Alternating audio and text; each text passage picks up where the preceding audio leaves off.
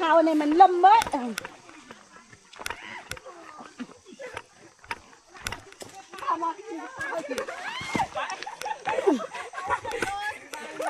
ว่าเยอะกันล่ะจับเจ้ายังมาพี่ยังมาโอ้มันยะได้บ่นี่สบายดีพี่น้องปอปายเบิร์ดทุกคนเนาะอันนี้นะพวกเฮากำลังไปพ่อชาวบ้านดึงท่อนำหางลิ้นก็นำมาจากภูเขา เพื่อที่เอามาใส่ให้ชาวบ้านเนาะอันนี้ก็ทางภาครัฐเพิ่นดำเนินลงมาให้พ่อแม่ประชาชนได้ใช้น้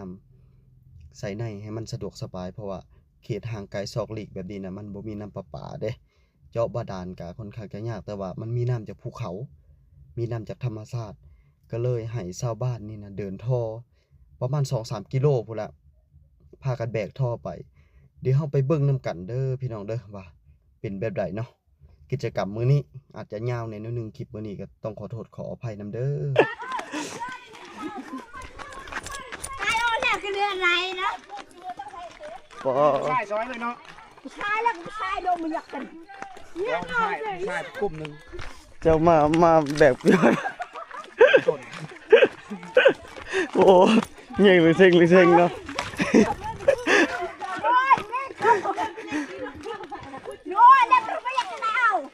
ไปหน้าได้ยากลีเนี่ย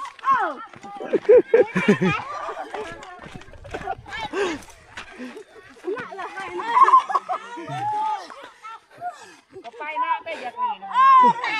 พูดจู่เบรกก่อนพูดจ้าเลยค่ะมันก็ย่างเงี้ยเลยเซ็งเลยแหละผู้อยู่ทางถ่ายเนาะ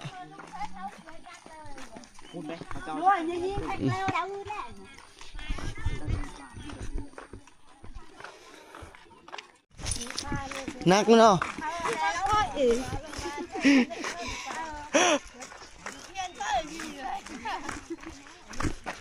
ท่อโคตรผู้อยู่ทางถ่าย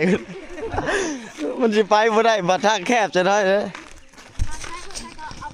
โอ้ยเรียกไว้เออยังมึง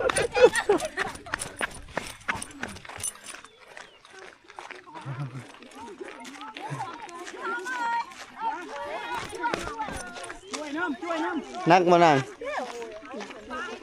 ใส่หมดคู่กันบ้าอะไรไม่เรือเนาะบริคุ้งคนป่านักอยู่วะ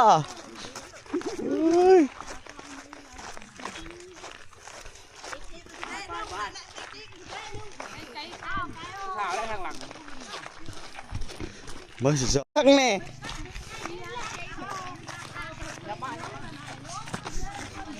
เมื่อมาได้เราลอยวิทย์แล้วเราวิทย์แล้วทอ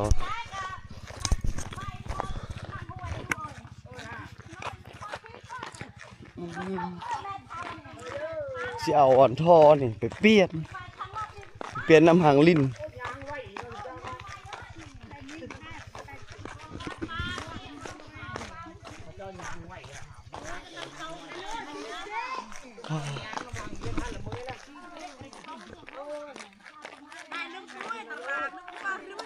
ได้เลยลูกช่วยใครฟังช่วยป้าชิวทัดแต่มิตรผู้มิตรผาเช่น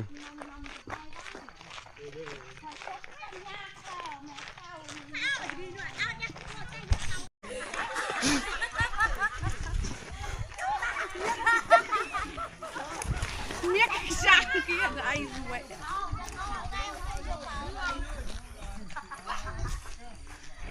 ทางพุ่นแล้วเธอจะท่อไปเธอผู้สาวจะกล้ากันนานป่ะกูมาละแกงเลยมั้ยตายโดนไอ้กระปุกกันโล rồi mi có gì bao từ bao cái này con anh hay thôi mà hai vừa cái tao cài lên thì mới ao biết โอ้รถมาแล้วรถมาแล้ว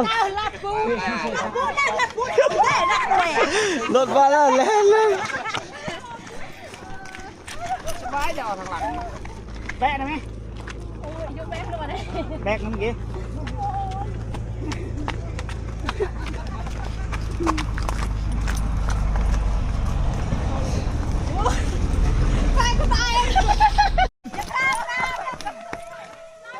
ได้คือล่มเมื่อกี้เลยล่มบ่ไฟล่ม เนี่ยเสือสีทุกคน เฮ้ย ระวังชิบะด้วย ทอดมันมื้อย ปลาย่างยักษ์จะไม่ยักษ์เลยเนี่ยตัวตัวนี้เห็นไหม ทอนั่น เอาเลี้ยงปลาย่าง แทนเร่งไม่แทน เลี้ยงเร่ง ไปจนแหละล่ะลีลาลู แล้วก็ไหนเล่นน้ำเลย ทอดเนาะ ดูได้เจ๊ได้คิวโรยเลยนะ ได้ไล่แล้วนะชิมนะ ป๊อปเจ้าหันมาต่ำไปเลยเนาะชมนนไปรถคร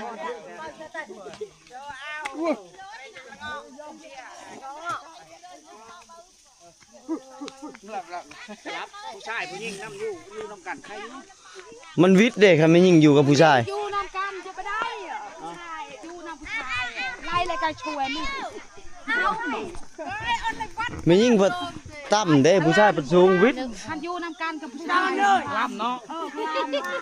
อยู่น้ำผู้ชายไปอยู่เอง ผู้ชายจะอยู่มาอย่างอันนะทีเลือกกูไปตันนะคันจะมียังเอาตังหายให้อ้าวเอาอะไรกินยังจะกินลำน่ะไล่ให้ทางเลยเอากินได้เอาวันเด้อ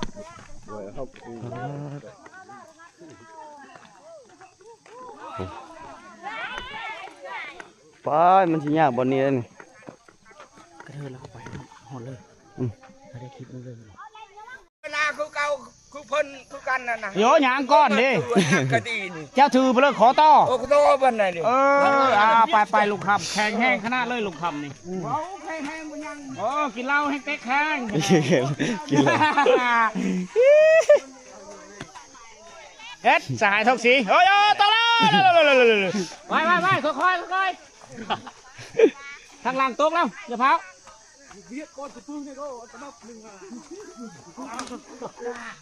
ต่เห็นงัดขนาดผู้ชายก็ยังตกเฮ้ยผู้หญิงแห้งเต๊ก ผู้หญิงเก่งผู้หญิง ผู้หญิงเก่งเนาะถ้าเบิ่งไม่ยิงเด้อบัดนี้เด้อ เฮ็ดชัดชื่อผู้หญิง ถ้าเบิ่งไม่ยิงเข่าไปนี่บ่มีล้มเข่า นี่มันชายไปเฮ็ดเหยาะกัน บ่แข็งแห้งเนาะ ใช่บ่แค่ เฮ็ดเกิดเฮ็ดวันนี้จะแห้งเนาะมันคุณโอ้ย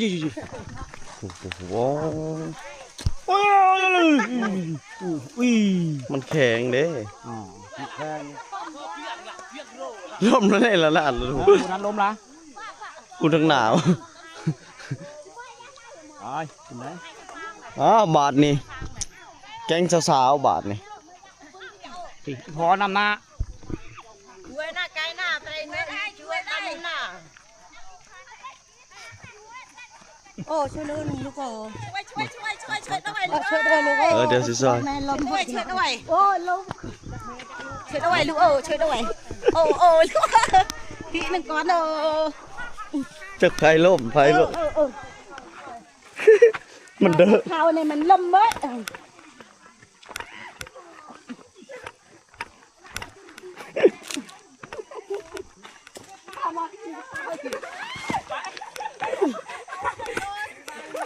ว่าเยอะกันล่ะ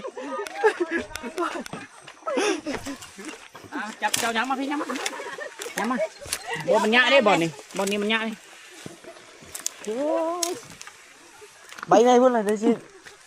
คือหะซอย โอ้ยล้มแล้วพูดล้มแล้วโอ้ย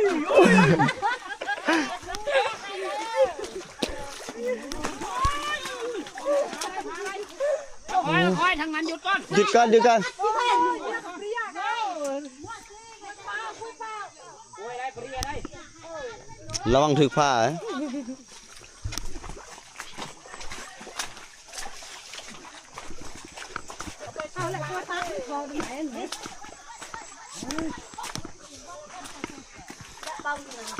โอ้ยเนี่ยรู้ลูกพี่ชั่วชัวหัวยอด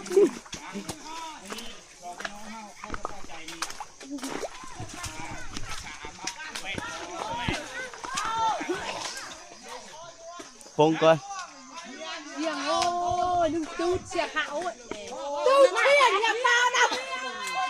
ปังที่ไหนปังที่ไหนโอ้ยให้ลูกเขามัดอะไรเนี่ยให้ลูกเขามัดเลย ให้หอดก่อน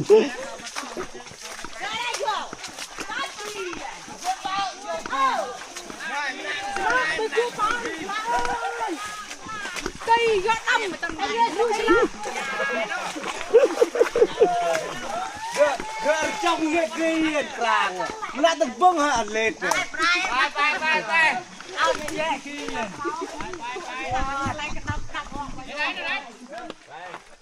เข้ามือเนาะ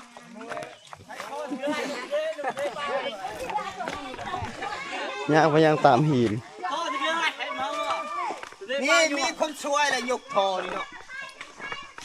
เจ้าทายเขายกซอยเขาแล้วทั้งทายและทั้งยกเลย บอ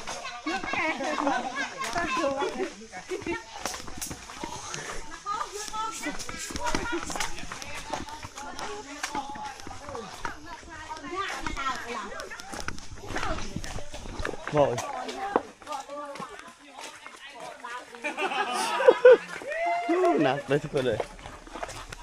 วัน3 กิโลป่ะนะ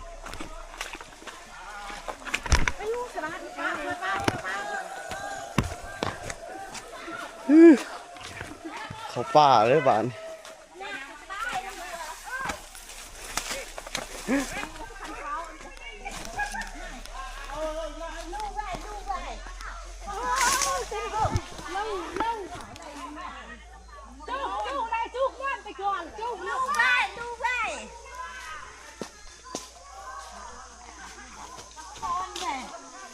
เมื่อยแล้วบ้านนี้ เมื่อยแล้วลูกเอ้ยมันหนักไม่หนีเลยลูกเอ้ย ยังอีกยังไก่บ่ให้แม่ อะไก่ยังจักรักนี่ ยังไปเอ้ยยังทองเลยยังมัน2 ลัก หมดเบิ้งเงินยากเนี่ยยากทางนี่ฉันทางไป Vậy anh lên cao chỉ bắt chỉ vậy. Vậy anh lên bắt chỉ vậy này. โอ้เดี๋ยวมันยากบนท่าย Khỏi đi. Cua ha. Vừa ai lại cho vô bắt về là. Giờ kia vô bắtคุณน่ะ นักไปแต่พอกี่ตังบ้างเอาไปเลยครับว่าอะไรนะวัดแรง หามท่อขึ้นไป2-3 กิโลโอ้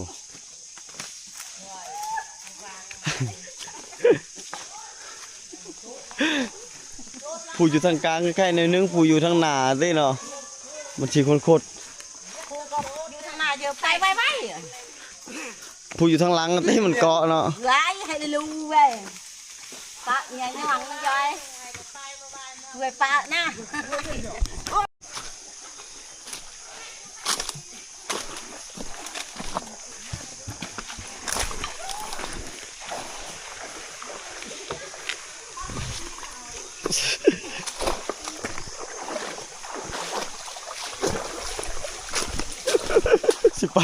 สิไปน้ำท่อล่ะ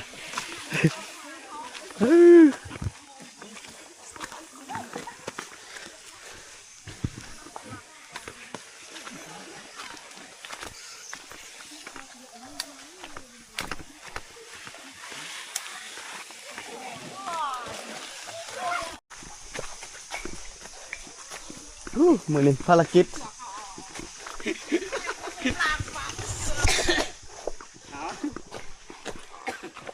มื้อนี้นี่ทั้งโดนทั้งหวย สมมุติบ่เงย ซอยกัน5คนเลยหยาบซอยกันถึงนะเฮาไว้บ้านนี่ก็พอดีประตูผู้ปกครองเจ้ากำลังซ่อมแปลงน้ำนี่คือเอาน้ำนี่เฮาไปวาง ด้วยความที่ลำบากในนิดนึงเลย น้ำกินน้ำอาบน้ำใสน้ำอบผักโคตรเดี๋ยวอยู่นี่แหละผู้ปกครองก็เลยเข้าไปคิดชีวิตของลูก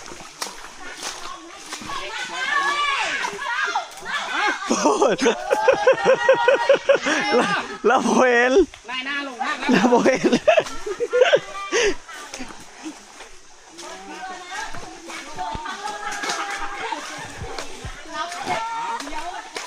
น้ำข้ามห้วยไปได้ป่ะนี่น้ำดูน้ำลึกๆได้ที่นี่กระจายแยกไปลึกตู้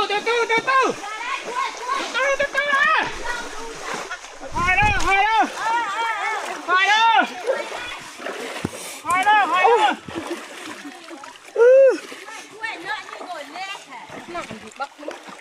พลาดหินกระบอกสั้นด้อยๆบาทนี่โอ้ก็ล่นก็ตีนชะลุกนี่หักเลยได้ ตีคลักฮักตีคลักนะ พูดย่อบ้านไหนอ่ะบ้านไหนใคร เจอนึง บ้านนี่ ฮอดปลายทาง ฮอดละ แสดงว่าท้อผู้ชายฮอดพูนก้อนแล้วเนาะ นี่พักพรจุนันพักพรแล้ว โอ้ยจะยังบ่ฮอด ยังบ่ฮอด บ่ฮอด มันบ่ฮอดได้เลย ให้เขาไปฮอดก้อนเนาะเขาจะไม่ได้ไปฮอดเนาะกระสันแล้วเขาไปฮอดก้อนโอ้เขาได้กำไรได้กำไร บ่นั่งเมื่อยบ่เมื่อยเออ เขาจะไปเจ็บขึ้นไทย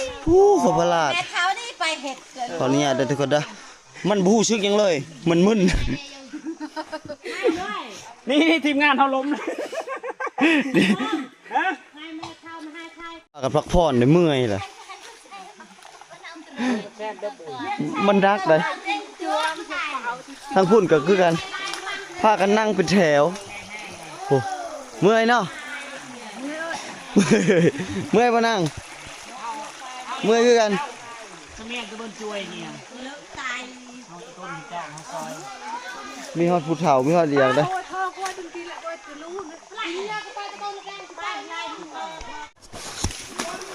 ไปก่อนบ่นี่เอ้ยหน้าตาเด้อ ด้วยทางไหนเพื่อนบ่ลอกเกี่ยวปุ๊บอันไหน ที่ได้ห้ามสักครึ่งใด ตาไหน บ่รัดเหรอ ด้วยทานด้วย เบิ่งก่อนเบิ่งก่อน ด้วยนะต้องกี้จะบ่ลอกไหนเตื้อlại đâu chú tay nằm mà nó tiền đó tiền tầm mai rồi หนูหิงไว้มันจะร่างรับแล้วมั้ง จะเป็นทำไมลุง bà mày phải nhìn rồi bà ไม่เท่าเลยลุงไอ้ที่ท่ออะไรเลย cái này tao muốn dậy thò này lại phải nhìn là kia เอาไปก่อนเลยไปก่อนเลย tham đi đang phải vay lưng đi vay lưng tròn ơiชั่วเลย sau nữa nè เอาเรื่องเราเลย ไปโอ้ข้ากันนี่พอดีแข็งแห้งนี่ โอ้แข็งแรง แข็งแรงยางทรงลงเช็งแรงไปโอ้คือเมาหางเนาะ